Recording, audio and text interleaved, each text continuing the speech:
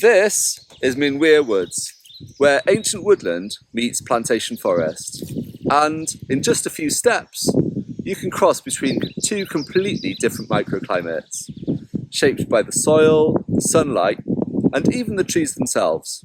So in Minwear Woods, they've actually started to manage the forest in allowing native species of tree to get hold and start populating the area again. In a matter of meters, we've got two completely different microclimates. They've started to reduce the number of single species, monocultures, i.e. conifers, and in their place they've been planting a number of native species of tree. And so right now it might not look particularly forestry-like, but in 10 years it'll be better, in 50 even more so, and in 100 years time we will have a much more biodiverse and a much more recognisable forest for this climate area. And in fact it's just going to be better for everyone in the long run. So it'll be worth the wait.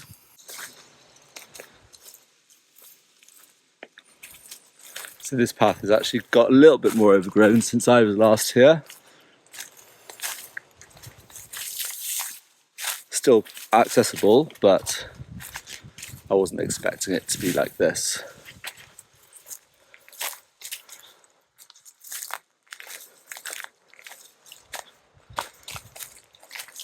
It's actually a really nice day in early October in Pembrokeshire today. You can see the view.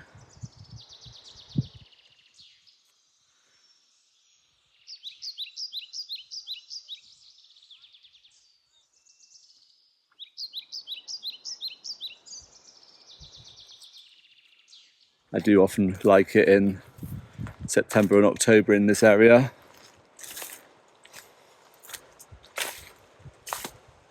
It's nice to get out and about, appreciate the local area.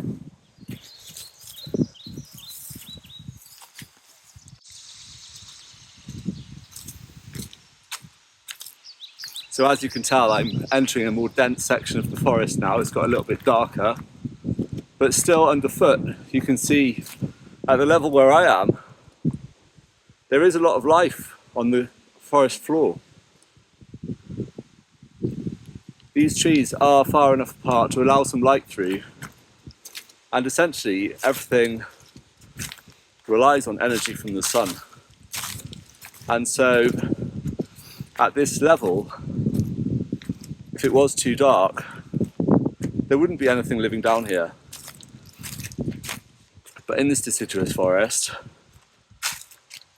we have got a fair bit of greenery on the forest floor, and at different times of year that changes, of course. We get a lot of bluebells. I'll take you back here at some point when the bluebells are out. But just look behind me now, you can just see this is deciduous forest, and you can just see how dark it is compared to 5 minutes ago when I was walking out in the open. But as I said, we have got the forest floor, and it's not sparse by any means. It's quite densely populated with many varieties of plants.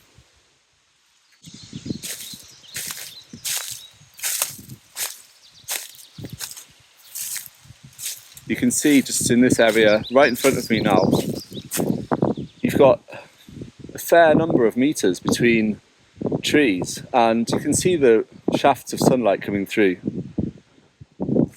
So this allows the daylight to enter, and so it's a race for the top. When you're at the bottom of the pile, as we are now on the woodland floor, these plants are racing for the light.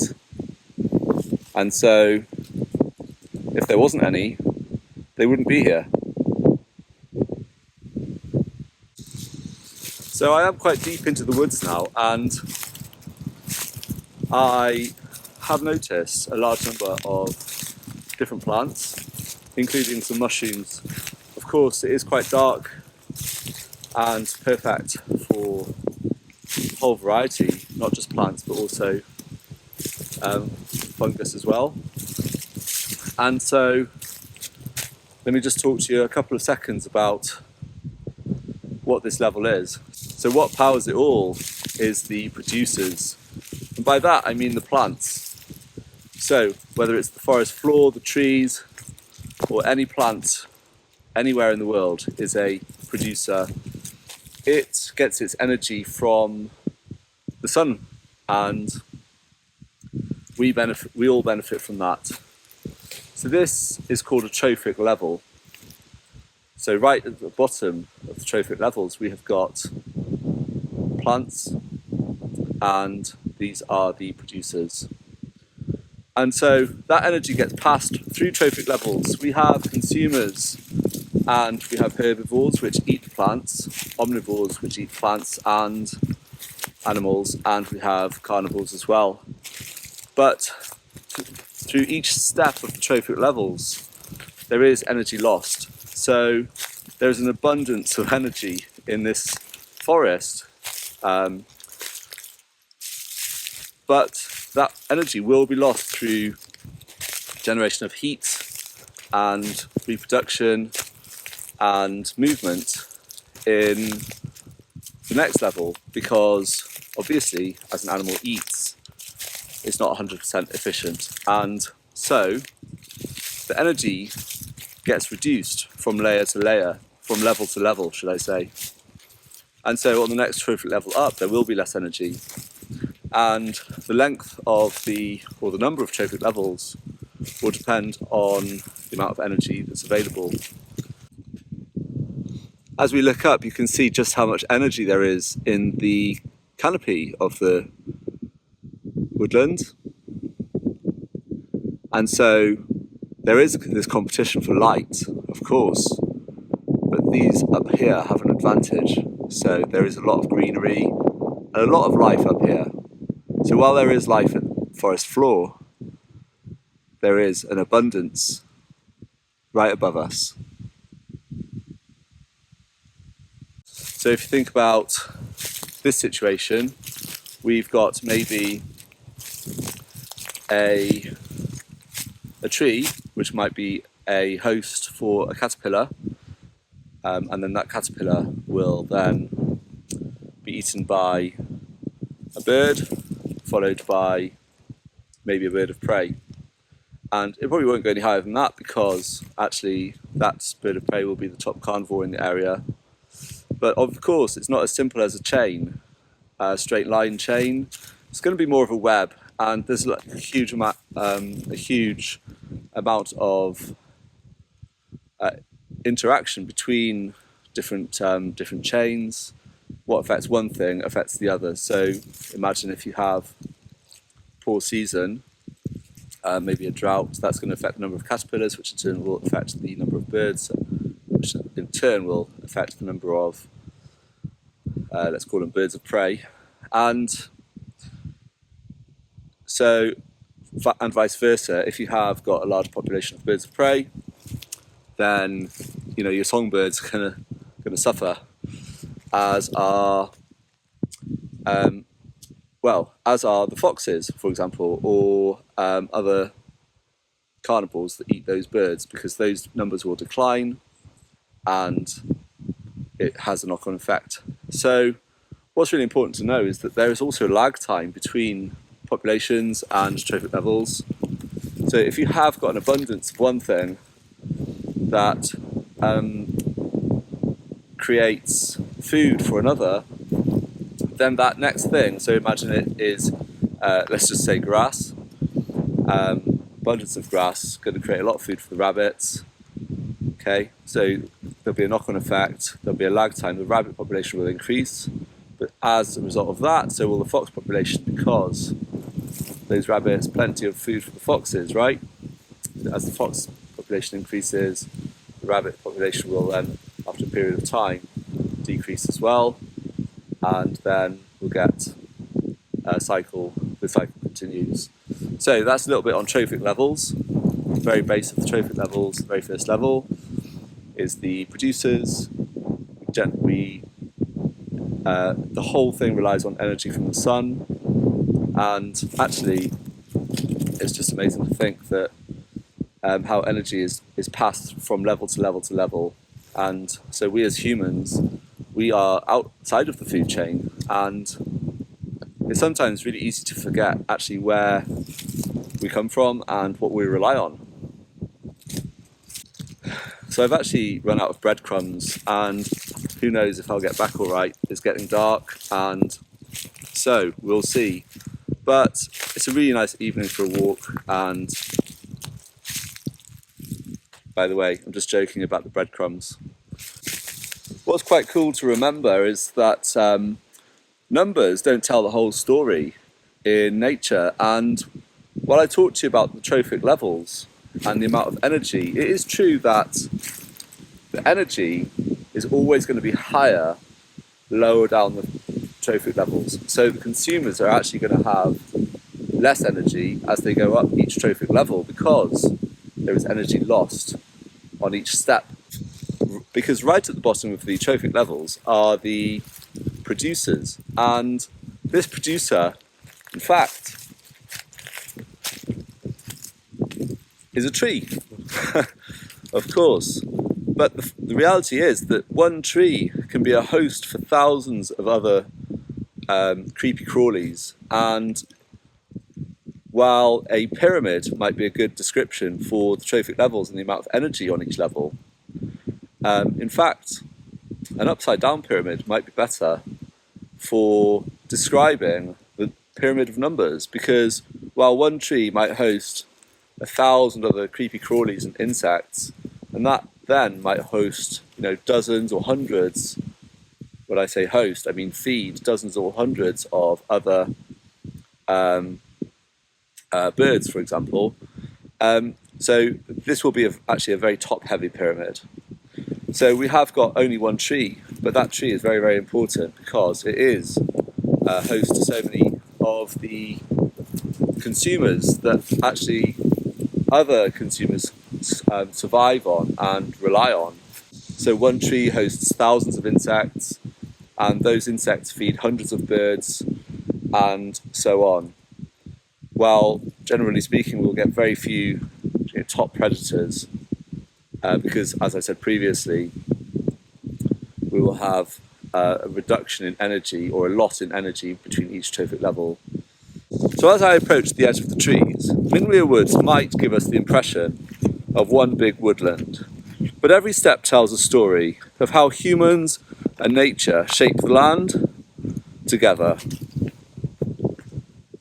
These subtle boundaries, light, life and growth, make even a short walk through these woodlands a journey through geography.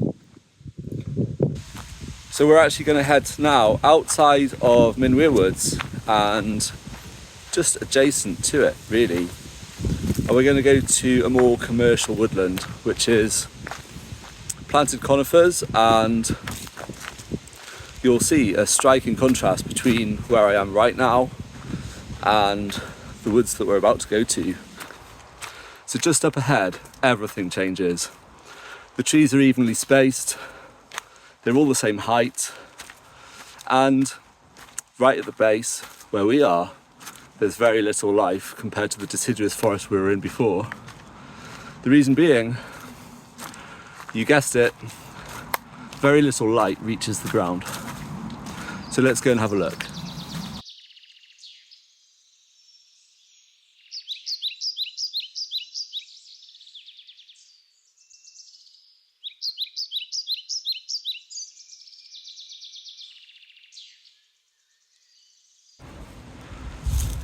So as I pan across this scene, you can see we've got the semi-natural woodland on the right hand side, the native woodlands, and then as I'm panning to the left, you can see in the distance you have got your plantation woodlands, which are completely different.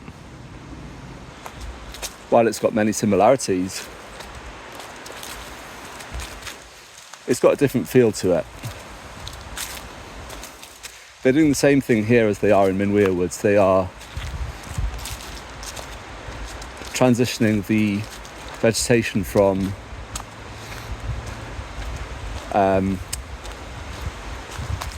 forestry evergreens to native woodland species over the next however many years. It's obviously going to be a transition period where there are going to be less trees, it won't be as good, but in the future, 10 years, 50 years, 100 years, it's going to start looking and feeling much more like an ancient woodland, like a native woodland to the UK and to Pembrokeshire.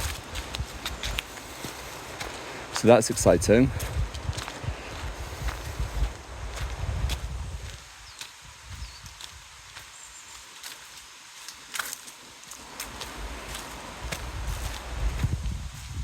Just like I was saying previously, there's always a lag time between cause and effect.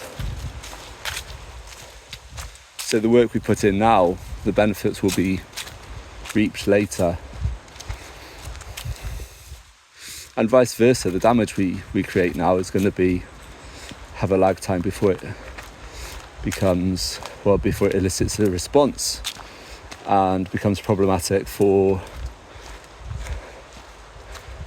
the environment, and I guess specifically for humans.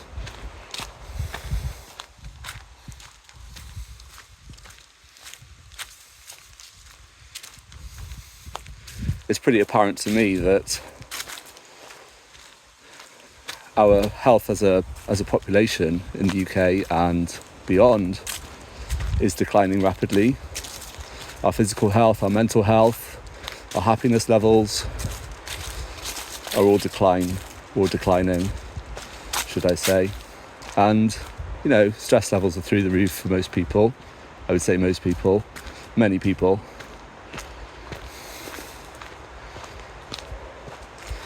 So it's really important to spend some time getting out, just going for a walk. So you can see the light levels now just as I walk into this forested area, this forestry area. We have a change in trees. So we've got evergreen trees now, and we also have,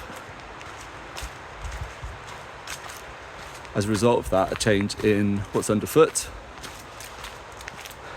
And obviously the light level's much darker here.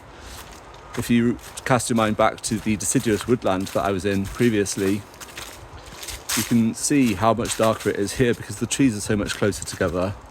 If I just pan around, you can see behind me just how close the trees are together. There was 10 meters between trees previously, and now maybe even 1 meter at times. And when you're competing for the light, that is very problematic if the dominant trees are so tall and closely packed that very little sunlight gets to the bottom. And of course that affects all of the trophic levels. So the wildlife, starting from the producers at the bottom of the trophic levels, is affected. And so the life or the experience that you're seeing here in this woodland is not a native woodland. It's not what we would describe as a native species in Pembrokeshire, and so it's really important to get that back. I've now joined the main arterial track which runs through Canaston Woods.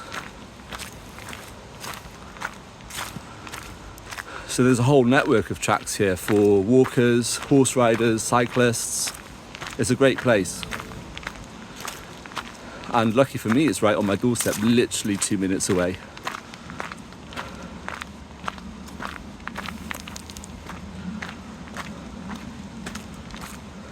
I go through phases of walking here. more and less often. I'll walk here every day for months on end, and then for one reason or other that'll stop. And it's just good to remind myself that I need to come out and do this more often. While I am walking from my house daily, it's just really good to take a couple of minutes just to drive here and walk around here, because it's a great woodland, particularly early in the morning when there's no one around. So I hope you're enjoying this walk with me and just getting to see Pembrokeshire. Where we are, we're a stone's throw away from Bluestone Resort. If anybody fancies a visit to this area, that's a great place to stay. I've been there, I stayed there. It's a great family friendly venue. And of course, everything's on site, but you can visit Pembrokeshire. I highly recommend the woods and the coasts. And of course, being Pembrokeshire, bring a rain jacket, right? Because it's a little bit unpredictable.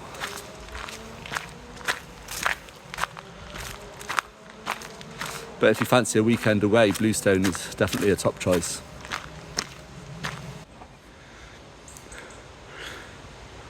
You can see in this shot, actually, you've got your ancient woodland. I say ancient, but more natural woodland in the foreground. And as we pan across, you can see in the distance the trees. Beyond that pile of gravel, they're all linear, and you can tell they're completely different.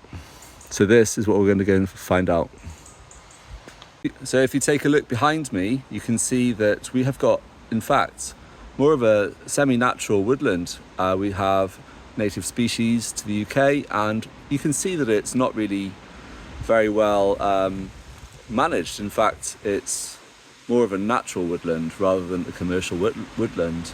But if I pan around to the other side of this lane that I'm standing on, you'll be able to see a complete contrast. You'll be able to see that the trees are all the same kind and they're all the same height. They're growing dead straight. They are designed, obviously, because it's commercial crop, to grow as fast as possible so that they can get their crop. And, well, of course, we all benefit from using the wood in, whatever the wood's being used for, multiple uses. This is having a huge impact on the ecosystems within the area. So that is just a really interesting point and a really interesting consideration about Canaston Woods. We've got this divide between commercial, agricultural, forestry and the more native species and natural woodlands, just within 5 meters of each other. So I'm right at the end of a row of trees now, and as I start to walk around, you'll be able to see them fanning out one behind the other in a perfectly straight line. They've definitely been planted commercially, and they are in those straight lines for ease of harvesting and plantation, I imagine. And now we're onto the next row of trees. Again, perfectly straight line of trees.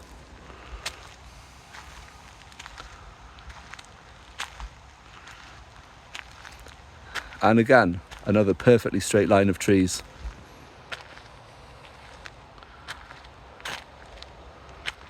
In complete contrast to Minwear Woods, where we were previously.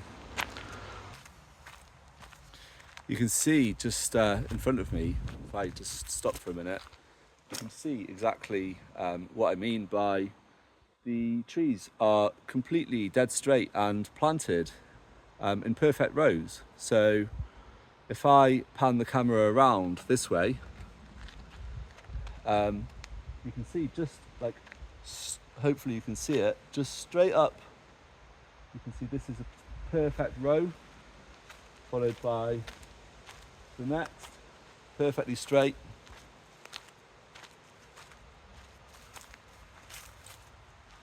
And the next. So if you line yourself in front of the first tree, you cannot see the line behind them. You can just see the first tree with maybe a few branches sticking out. Certainly not what you would find in a native woodland full of indigenous trees, native species. All evenly spaced, all exactly the same height pretty much, and of course they're all exactly the same species. So the biodiversity here is significantly lower than the biodiversity in Minwear Woods or other parts of Canaston Woods, which are filled with an array of different species.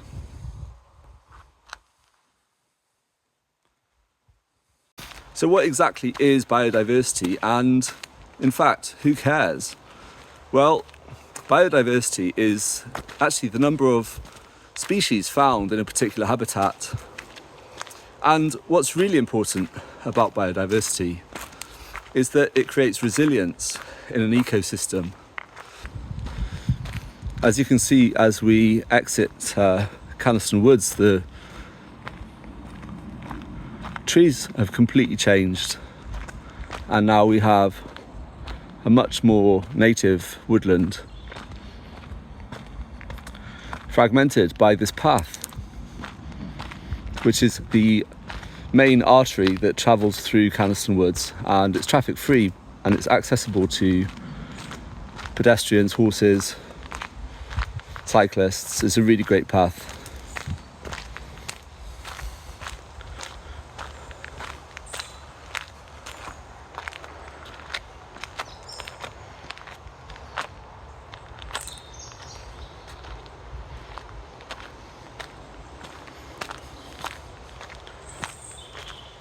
Last time I walked home at about this time, there were quite a few bats around, so if we're lucky we'll see some, probably in an hour's time in fact.